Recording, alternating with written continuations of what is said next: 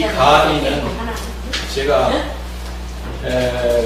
저기 대덕연구단지에 있는 그 중앙과학관 거기 근무를 조금 했거든요. 몇 년 전에. 거기에서 제가 지도하던 그런 내용입니다. 그래서 아마 흥겹게 하기 위해서 제가 이 헬리콥터를 준비하려고 했는데 돈이 좀 들어서 해학원 돈이 별로 없어서 부자 같으면 제가 헬리콥터 한 대 사와서 여러분이 보여드리면서 날려보려고 했는데 조금 그걸 하지를 못했습니다. 그 대신 이제 다른 헬리콥터를 이용해서 여러분들에게 아주 재미있고 유익한 강의를 해보려고 지금 생각을 하고 있습니다. 이 주제가 헬리콥터 비행 원리라고 해서 멋진 헬리콥터 한 대가 지금 보이고 있습니다. 그래서 어떻게 이 비행기가 비행을 하게 되는가 이 시간에 그걸 조금 같이 한번 알아보고 봅시다. 이것도 중요한 세상 이야기예요. 자, 그래서 첫 번째를 보시면 우리 인류가 태어나서 제일 처음으로 만들어낸 헬리콥터 모양입니다. 이 모양이 누가 만들었는 거 아니에요? 옛날 미술 전문가 누구죠? 세계적으로 이름난 미술가 레오나르도 다빈치 이분이 이걸 설계를 했어요. 이 헬리콥터 이분이 1939년에 최초 헬리콥터를 이렇게 시고스키가 이것을 날려보려고 이렇게 요 설계도를 보고 만들어봤어요. 이거 보면은 오늘날에 비추어서도 아주 참 재밌는 그런 모습이죠. 프로펠러가 이렇게 돌아가는 그런 모습이 지금 여기에 지금 나와 있어요. 프로펠러. 이게 우리가 생각해도 참 그 레오나르도 다빈치가 화가인데도 여러 과학적인 설계도를 많이 그렸어요. 그래서 그때가 1480년도 아주 먼 훗날이죠. 그런데 약 500년 후에 이 시고르스키라는 사람이 그 설계도를 보고 한번 만들어 봤다는 얘기입니다. 요 모양이 바로 여기 최초로 이것이 시작이 돼가지고 오늘날 같은 멋진 헬리콥터가 전쟁터에서 싸우는 그런 헬리콥터도 있고 사람을 구하는 그런 헬리콥터도 있고 그렇게 발전되어 왔다는 것입니다. 자, 그 다음에요. 그 다음 그림을 보시면은 우리나라에서 최초로 도입을 해서 공군에서 사용하던 헬리콥터입니다. 공군에서. 오늘날 헬리콥터하고 비교를 해보면 아주 참 뭉퉁하고 잘 안 나는 것 같은 그런 모습이죠. 우리나라 공군이 생긴 이래 최초로 이 비행기를 헬리콥터를 미국에서 도입을 해서 최초 사용합니다. 실제 헬리콥터. 그래서 이 군용으로 사용을 했습니다만은 겸사겸사해서 군용으로 사용하기도 하고 또 사람 구할 때 부군용으로도 사용하기도 했습니다. 근데 그것이 점차 발전해가지고 우리나라에서도 드디어 헬리콥터를 만드는 국가가 되었습니다. 한 2, 3년 전에 우리나라에서 헬리콥터를 개발해서 만들었습니다. 그것이 무엇인가 하니 그 다음 것을 한번 보시기 바랍니다. 바로 이 헬기가 우리나라에서 최초로 개발한 헬리콥터, 그 이름도 유명한 수리온. 다 같이 큰 외쳐. 수리온. 이 수리온이라는 헬기를 최초로 개발을 했습니다. 2, 3년 전에. 그때 이것이 최고 시속이 272km. 그러면 감이 잘 안 오죠. 자, 고속도로에서 몇 킬로로 달리죠? 120, 150, 그 정도 달려요. 과학관에서 이걸 가르치면서 제가 물어봤거든요. 고속도로에서 너희들 식구들이 여기 와 있는 너희들 그 식구들 중에서 고속도로에 달린 경험이 있을 거다. 몇 킬로로 달렸는가 하고 물어봤더니 자랑 삼아서 150km 달렸습니다. 180km 달렸습니다. 라고 자랑스럽게 이야기를 하길래 당신들은 앞으로 경찰에 잡아가야겠습니다. 왜? 과속을 했기 때문에.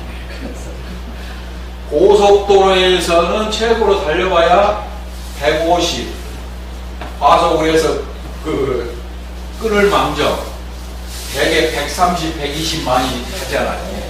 그런데 이 속도가 272km니까 거의 3배 정도 되죠. 그 정도로 그 속도가 빠르다고.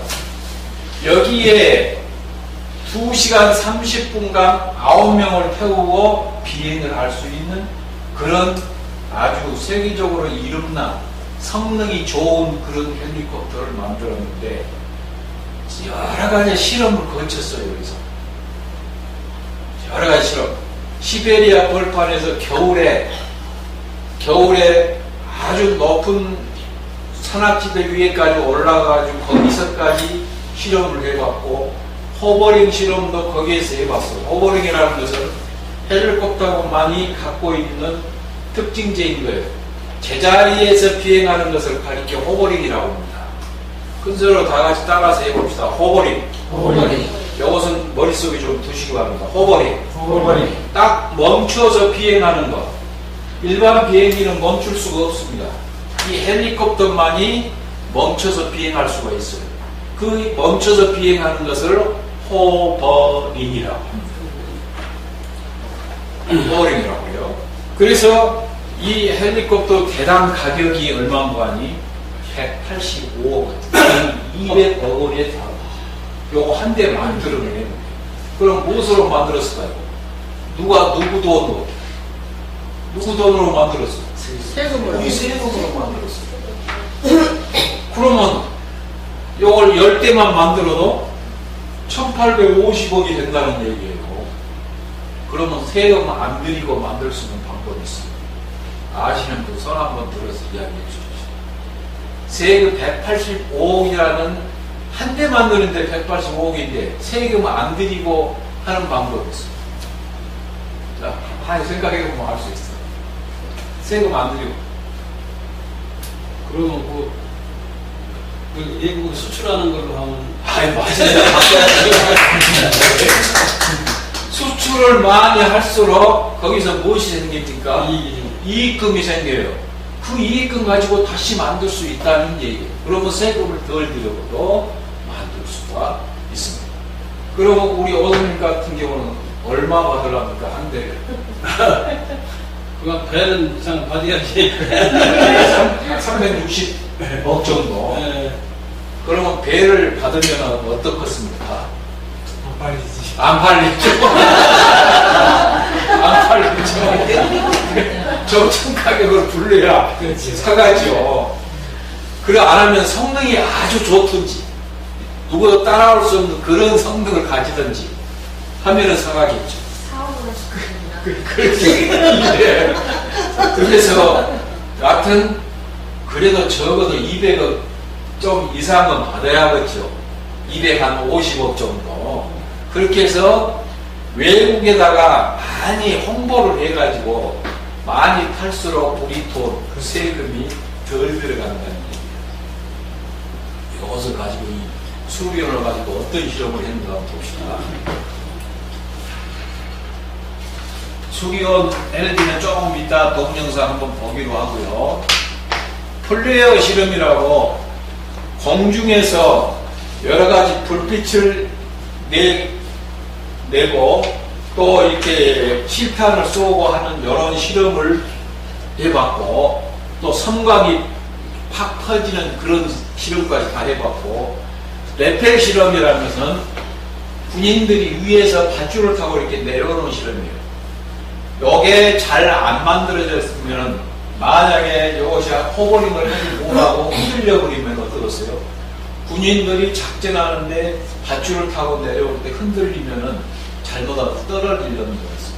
그러지 않게끔 레펠 시험을 전부 해봤습니다. 그렇게 해서 여러 가지 실험을 시베리아 벌판까지 아주 추운 날 거기까지 가서 다 실험을 해봤습니다. 그래서 성능이 아주 우수하다는 것이 판정이 났어요. 그러면 어떤 중요한 것이 있는가 하고 수리온 헬기에 대한 것을 동영상을 통해서 지금부터 한번 보기로 합시다. 그러면 이런 헬기가 어떻게 해서 비행을 한가? 그 헬기가 비행을 하려면 다음과 같은 4가지 원리가 있습니다. 제가 화살표로 알기 쉽게 정해놨습니다. 첫 번째 있어야 할 것이 양력이 뭐 이제 화살표를 보면 쉽게 이해할 수가 있습니다. 양력이라는 것은 헬리콥터가 위로 떠오를 수 있는 힘이 있어요. 첫 번째. 위로 떠오를 수 있는 힘이 있어요. 두 번째. 추력. 추력은 앞으로 나아갈 수 있는 힘. 세 번째. 항력이 있어요. 추력을 방해하는 반대니까, 반대 화살표니까 추력을 앞으로 나가려고 하는 것을 못하게 하는 그 힘도 있어요. 항거하는 힘, 항력이 있고, 그 다음 4번째, 헬리콥터 자체의 무게. 이 4가지 힘에 의해서 헬리콥터가 날아갑니다. 바로 이 무게라는 것은 중력을 말합니다. 중력이 있기 때문에 하늘을 나를 수가 있어요. 중력 때문에. 그래서 나중에 일반 비행기는 무게 대신에 중력이 하나 포함이 됩니다. 4가지 원리 중에서. 그러면 첫 번째 이 양력, 다시 한번 생각을 해봅시다. 위로 떠오를 수 있는 힘이 다 같이 양력. 그 다음에 앞으로 나아갈 수 있는 힘이 추력. 그 다음에 그 추력의 반대 방향. 또 후진, 또 방해하는 것. 그것이 항력. 그 다음 무게. 이 4가지, 어떤 헬리콥터든 이 4가지의 원리에 의해서, 힘에 의해서 헬리콥터가 움직입니다. 그러면 이 헬리콥터가 아까 이야기한 정지 비행을 하려면 어떻게 해야 하느냐? 즉 호버링을 하려면 어떻게 비행을 해야 하느냐? 아까 말한 바와 같이 양력하고 그 다음에 추력하고 이런 합한 힘하고 항력하고 무게 합한 힘이 똑같았을 때, 그럴 때 호버링을 제자리 비행을 할 수가 있다. 양력이라는 건 뭐라고 그랬죠?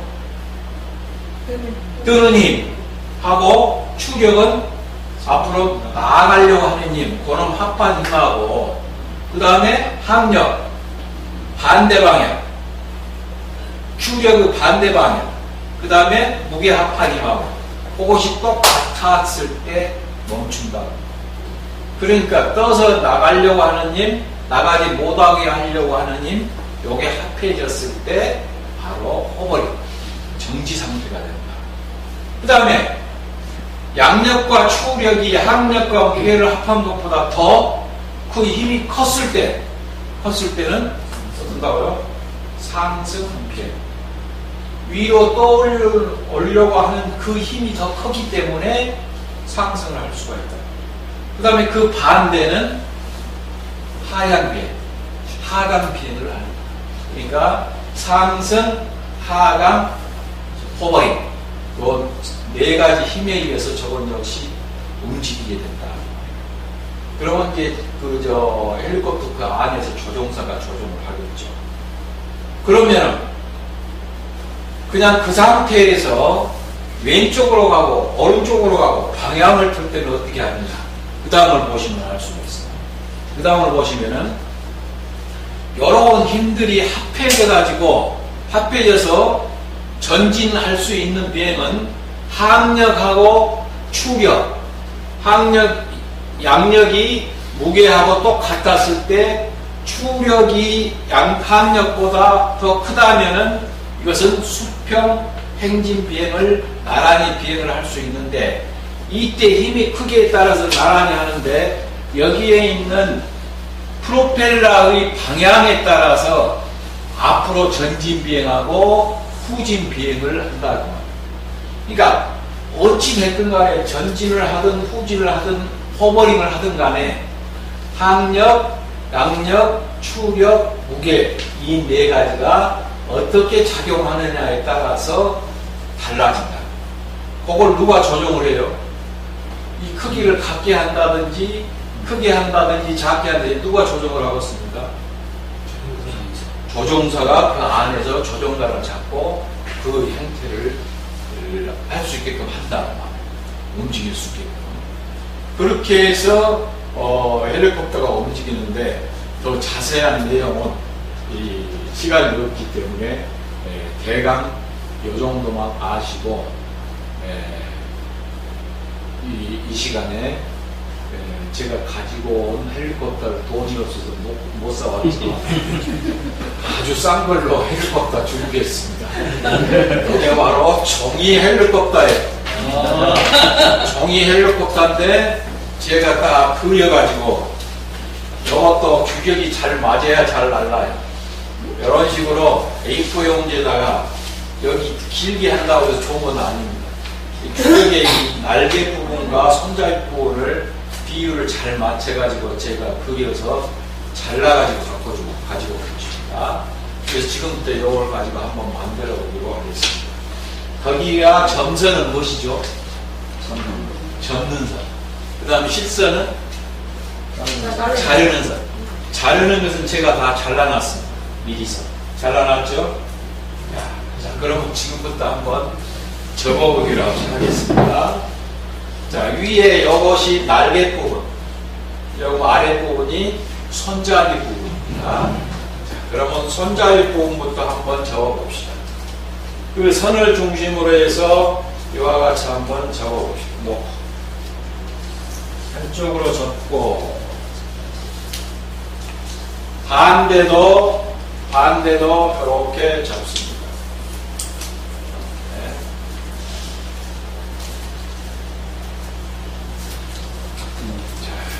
이렇게. 그럼 안으로 싹 접어들었죠. 손잡이 이렇게. 그래서 여기까지 다 됐죠. 여기 이 선, 지금 현재 실선으로 했는데 점선인데 여기 선을 따라서 이렇게 접고 이렇게 접으면 겹쳐져요. 이게 손잡이 부분이다. 그 다음 날개 하나는 앞으로 하나는 뒤로 접는다고. 그 점선에 따라서 하나는 앞으로 점선 따라서 접고 하나는 뒤쪽으로 점선 따라서 접고 이렇게. 그럼 오른쪽을 앞으로 해요? 아무 상관없습니다.